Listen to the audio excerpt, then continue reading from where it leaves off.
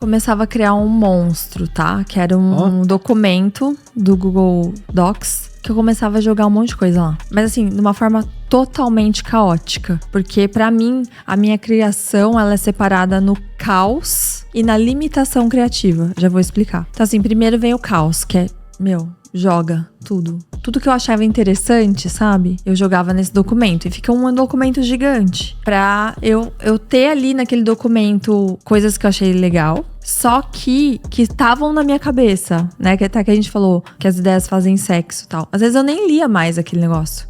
Mas eu precisava jogar ali pra meu cérebro entender que aquilo era importante e armazenar, sabe? Então eu criava o monstro da pesquisa, ia jogando. Coisas do livro, coisas do especialista, coisas que eu pesquisei no Google, coisas de estudo científico, depoimento bom. Ficava tudo lá no monstro.